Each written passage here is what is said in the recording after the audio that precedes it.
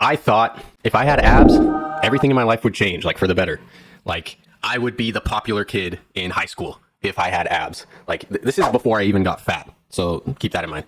So one breakup back in high school, this affected me really bad, actually. I found out my girlfriend cheated on me on Valentine's Day. Now, not that she cheated on me that day, but I found out a week prior she cheated on me, and I found out that Valentine's Day. So I found out like halfway through the day near lunchtime, right? And I swear, I have this Valentine's Day curse, which I'll tell you a little bit more about in a second, but it's just crazy, crazy coincidences. But I'll tell you why.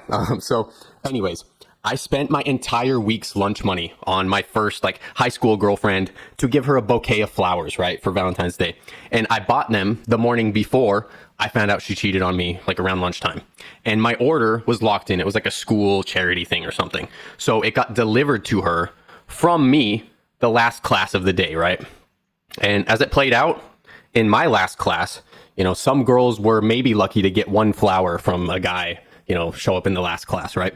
And everyone looked at them and they're like, ooh, like who's it from? And so I expected something crazy must have played out in the class of my ex when I bought her an entire bouquet, like a dozen of those flowers, right?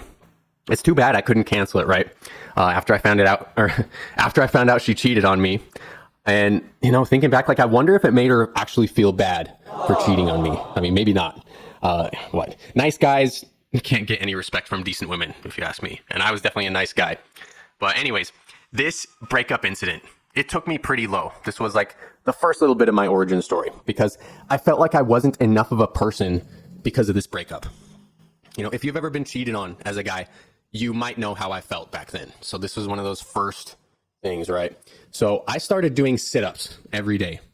You know, like what any rational, simple-minded teen would do, right? Like, oh, get the abs. Surely that will fix all of my problems in life from here onwards. But in an odd way, it kind of did. And I'll tell you a little bit more about that later too. So from 50 to like 100 in a day or 200 in a day, that was my record. And I didn't even know how to do sets or what like the optimal way to train was. I was just like, well, I want abs. I think people with abs do a lot of sit-ups. And I just knew, you know, I wasn't going to leave that bedroom until I got my sit-ups in because I want to be hot. I want people to be attracted to me. I want her to feel bad for cheating on me, right? This was like sophomore year of high school. And, you know, the math in my head was simple. It's like, if I got abs, then women would look at me differently. Like they would be lining up, right? I thought I'd feel powerful. I thought it would fix a lot of my confidence issues, like as a kid.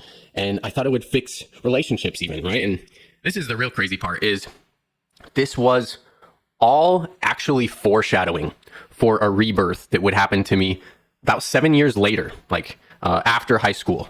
So, you know, following up the Valentine's Day curse. So, of course, back then, I did end up getting a new girlfriend. So the sit-ups eventually stopped, right?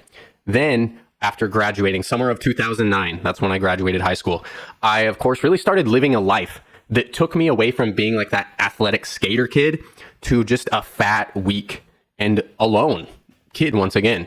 And, you know, that Valentine's Day curse would come up and manifest again. So I once again turned towards getting abs. You know, I don't know. Did I learn my lesson? Maybe not. But this time was actually very different because it didn't fix what I thought it would, but it did fix something way more important. When I started this like real six-pack journey, I was almost 200 pounds. Back then I was like 5'9" or so, and I just barely trailed into the overweight category for my height.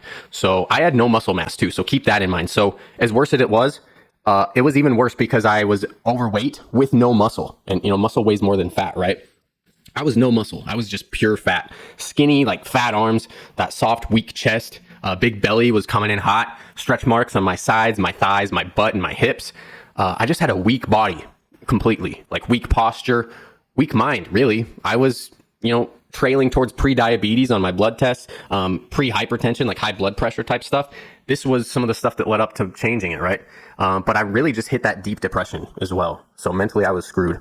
And I was coming off of another heavy breakup, probably the worst breakup of my life. And this literally was taking place on Valentine's Day weekend again.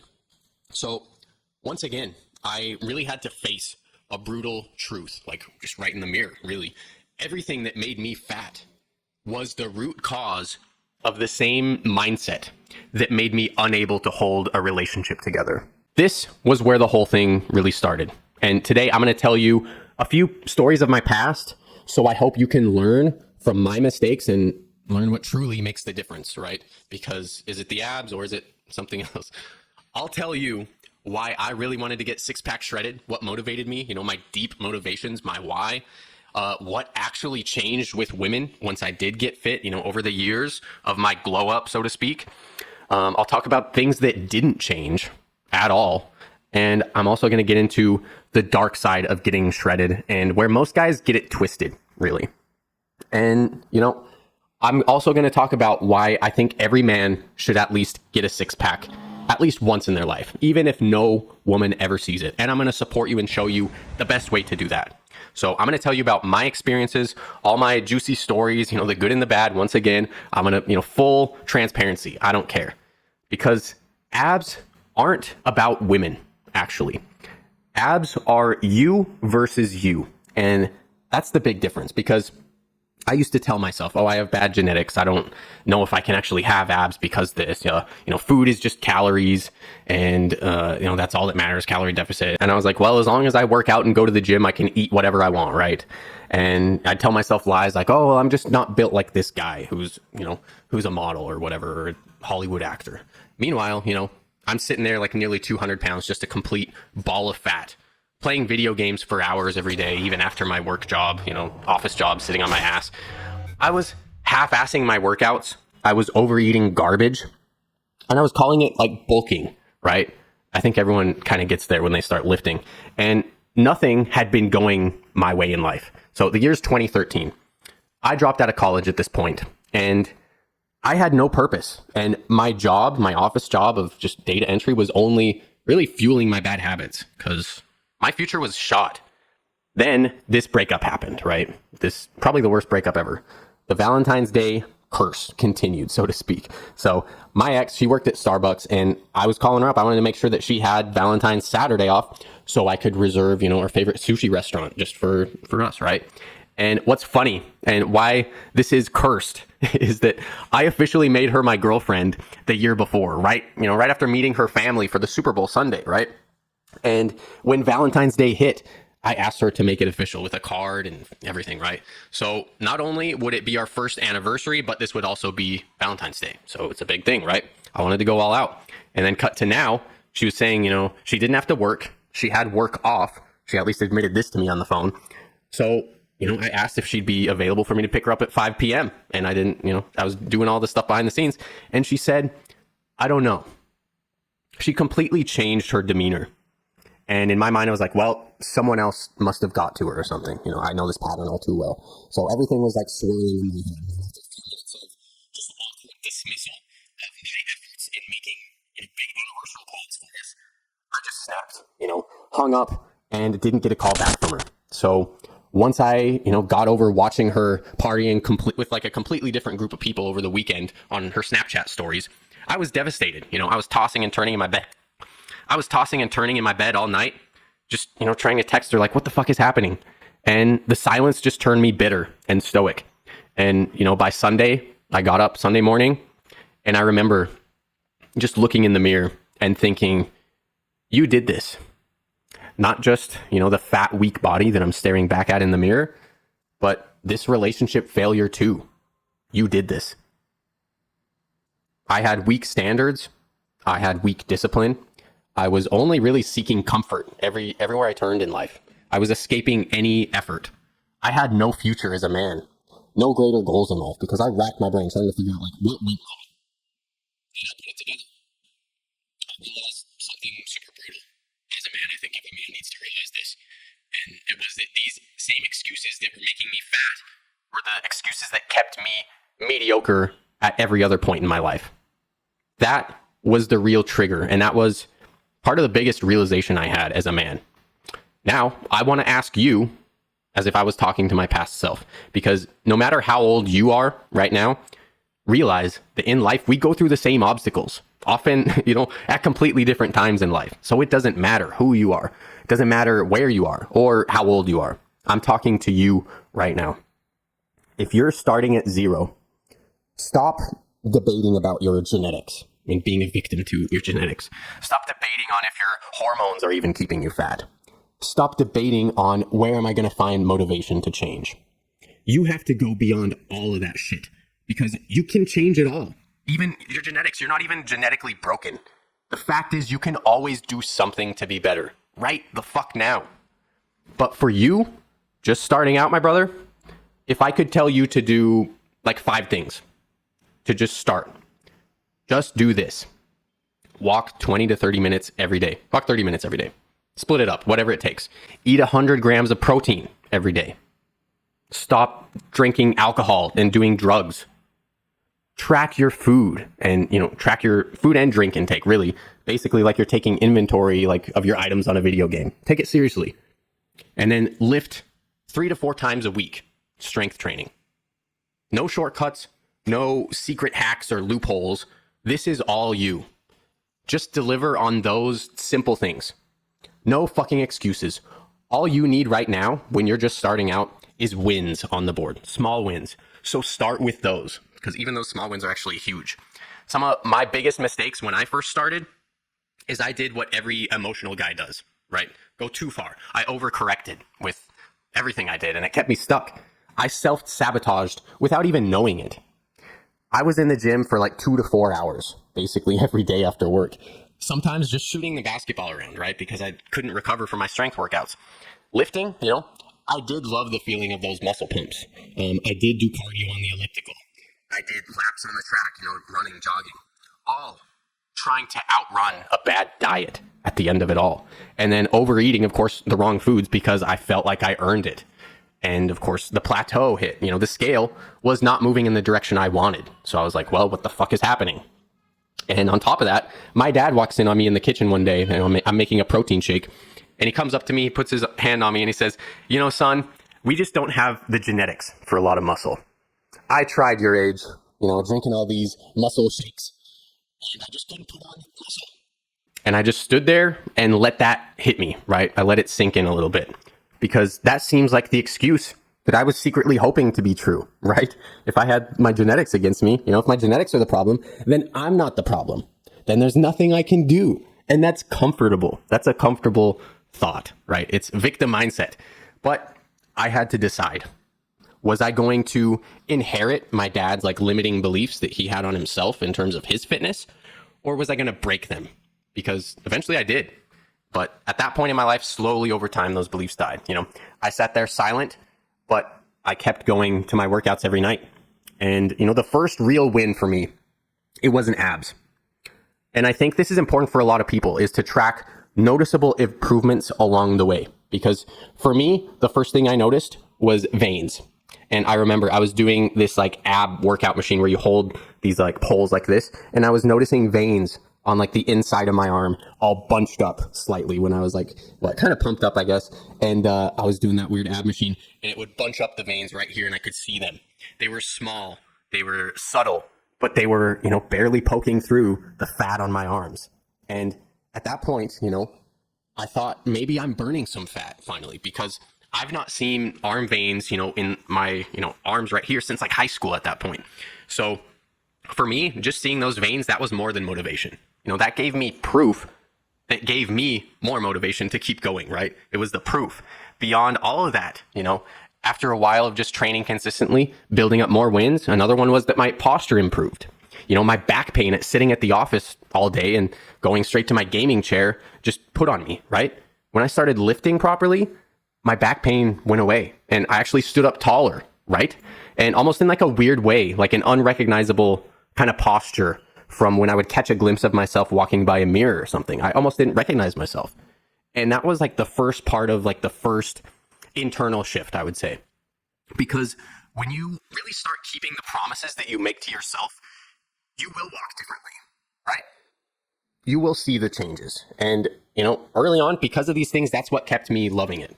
Even though everything I was doing wasn't necessarily perfect, of course, I learned slowly along the way with many years, lots of mistakes, but I still made small bits of progress, even though it took forever. Then, the first moment I realized people saw me differently. It actually wasn't even when I was on a date with a girl. I slowly realized that other people saw me as a different person when I was at metal shows, like, back in the day, all the Warped Tour type bands, right? So I was wearing my t-shirt with cutoff sleeves, my band shirt. And multiple times, this was a couple different concerts, people came up to me and asked me to lift them up into the crowd to crowd surf. And the first time someone came up to me, I thought they were joking. And the same night someone else did it, but at a different show, a couple months later, another person once again asked, and I tried. I was like, okay, let's try it. And it was simple. I just got a couple people around and lifted them up. And I was like, wow, that wasn't even that hard. Like, I realized people weren't seeing me as like that skinny, weak, fat kid again once, and, I lifted this guy up at a Day to Remember concert, and that did become a Day to Remember, right? Just in that moment, like, it sounds freaking cheesy as hell, but over the years, I noticed more and more, even women, they would make more eye contact, even cutting through my like autism and low awareness of other people. Women, I was able to realize, women were showing more effort. They held eye contact, even when I looked away awkwardly, they had more curiosity and, text messages from like several different women trying to keep up with that. And it's like, it was all happening at once. And it's like overwhelming even. Like, I don't want to spend that much time on my phone even back then. And this is kind of what also didn't change very quickly, because this is important too. It was my mind, right? Because even when my body changed, like technically, I still saw myself as that old version of myself. And, that's why I think people, they looked at me and thought I could lift them up to crowd surf them, right? Like, lift them up. So my mind with how I saw myself was lagging behind from what I actually was. And this is the biggest realization too. When I finally got shredded to actually do my first like kind of modeling photo shoot, I would say, my long-term girlfriend of 7 years, she didn't care about the abs. She cared about my discipline that I had worked up to that point, my work ethic, my values of my health and many other things, my direction in life, and just my competence when it came to anything, like any facet of life. And this is the big difference, because attraction does matter, right? But for women, they're not going to stay with you just because you have abs or like a nice bicep vein or something, right? They stay for the man that you become from that progress of doing difficult things, at least most days of the week, right? And, this isn't even like a fairy tale, right? This is not a happy ending I'm getting to with my, my long-term girlfriend of 7 years, because we broke up, right? Things didn't end up perfect for us. Things went bad. And I'll tell you this story in a separate video. Maybe if you actually want to hear about it, let me know. But that wasn't a happy ending either, even though I was building all this stuff up and made a lot of life gains. So even though I got shredded and learned all the good lessons through this process, I quit my dead-end job and started my own business. I gained independence, especially through like COVID shit. And there's a dark side to all this, because this is something someone never actually told me, going back into the dating market after you're shredded, right? Being jacked and shredded can make women insecure as fuck. And it can look like overcompensation too, actually. Like a girl in the last video I made, she confirmed this. She said, super jacked guys look like they're overcompensating for something. And it's true. That's kind of how I even saw it as a kid. But that's what a lot of women's mind goes to, getting jacked. To other people, it can look obsessive. It can even be like a red flag for women on the dating market, right? And here's the difference, I think. Most women do not want a roided out like gym freak, right? The main like demographic of people who appreciate those physiques are just, guys. Like, it only impresses the guys, right? When you're that type of jacked. And even like stage shredded, like, being shredded to the gills, it's almost impossible without hormonal consequences at some point to maintain that, right? So you really got to find that like sweet spot. You need to, of course, be lean, strong, healthy, and have those high energy levels to function at everything else in life, right? Balanced hormones, but not suffering for like Instagram or like for modeling photo shoots, or even suffering from like expectations beyond the lessons that discipline brings to your life, right? If you get all the lessons from it, you don't even really need the abs anymore. So getting abs taught me this. It's a process. It's fucking difficult. And most people think that they can't do it, right? It's biologically hard because you're accepting natural urges. Things like, the hunger, the slight fatigue, discomfort, cravings for like your favorite foods and that comfort. You're rejecting comfort, like straight up. And you win by doing what you don't feel like doing and pushing even harder every single day, right? Did you pay your dues today in the gym or whatever it may be at the dinner table? It's that ownership of that shredded physique and, you know, the rent. It has to be paid every day, right? Did you pay your rent today? That daily momentum and competence that you learn, it bleeds into everything. And realizing that it's all in your hands. You know, money has, you know, external variables. Women have external variables a lot. Business has external variables, right? Abs, though, that's just you, brother. That's all you. It's you versus your excuses. It's you versus your discipline. It's you versus your addiction to being comfortable all the time. The only real denominator is you fucking it up, right? That's it.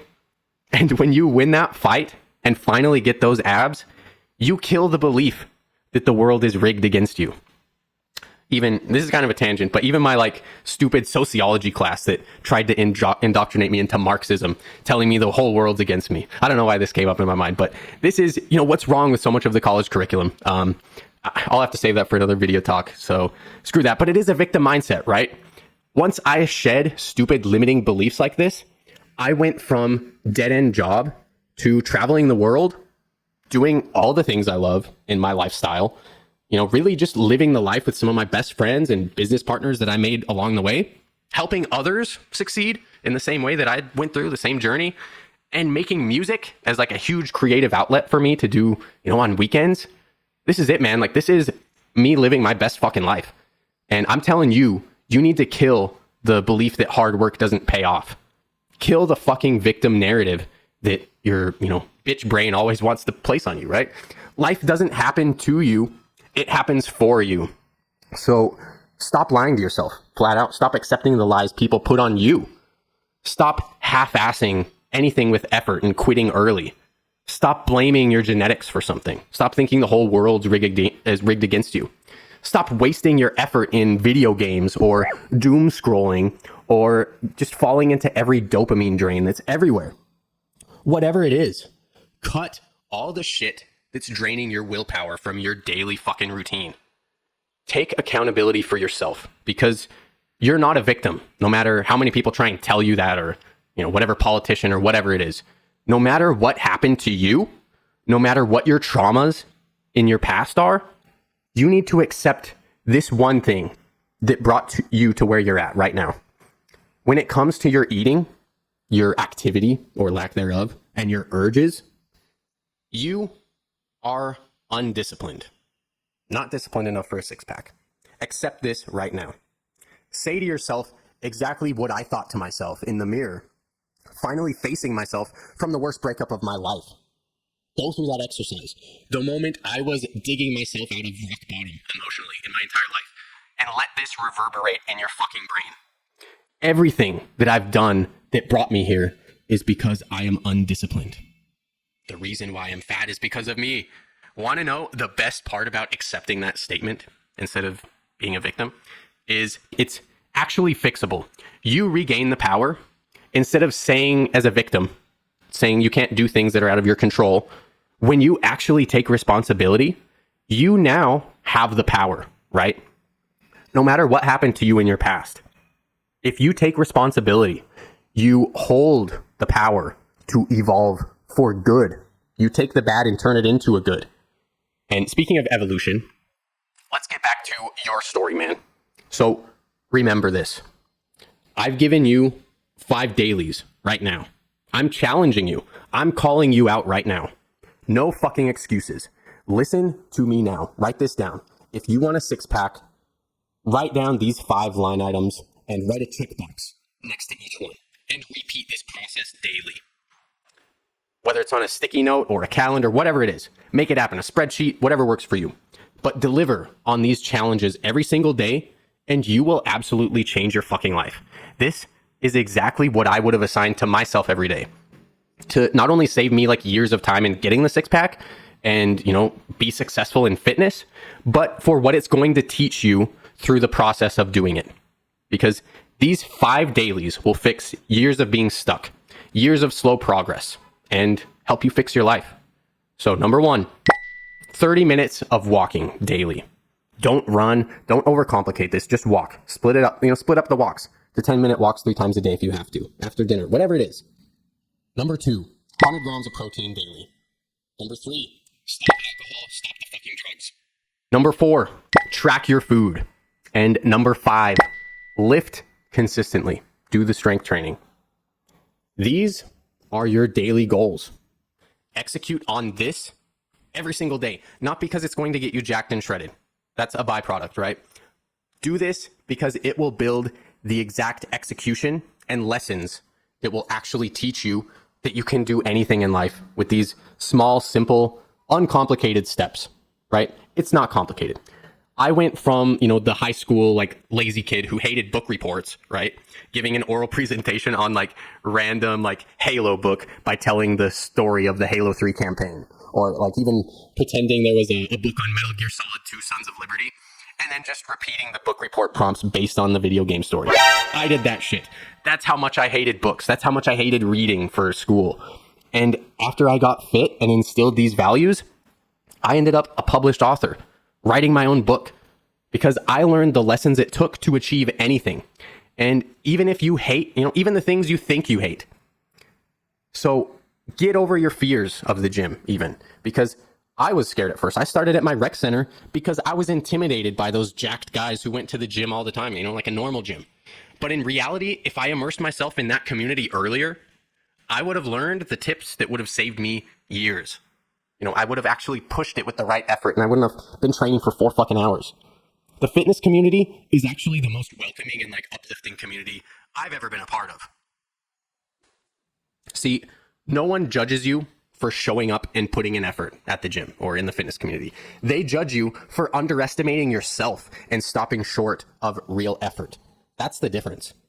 Now, let me just wrap this all up for you. So, you have your dailies assigned. You should have written them down with 5 checkboxes next to each. Right? This is all for you to execute on. This video is for you. Achieve the 6-pack for yourself as proof. But remember, if you think that women care about abs, what they actually respond to is the things you build alongside that process, right? It's about being a man who can do difficult things consistently every day. That's the muscle that means, that's the muscle that means the most that you're going to build up. It's not the people who take shortcuts, like even ab implants or liposuction or even Ozempic. Hell, even guys that do steroids to get jacked. I'm calling these fucking idiots out. People who do those lose the real value. They lose the real growth that comes. They lose what women actually value. And women don't just want a guy who could get abs, right? Remember this difference. They want a man that has what it takes to get abs.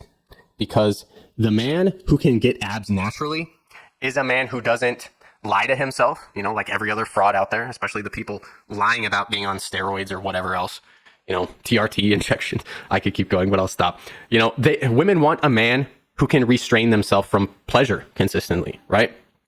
Women want a man who builds proof of his successes slowly over time, Get real defined abs at least once in your life. That's what I'm telling you. Not for women, but for you. Even, of course, if no one ever even sees them or notices. Because when you realize results are just a process, in this manner, it's not an impossible obstacle anymore.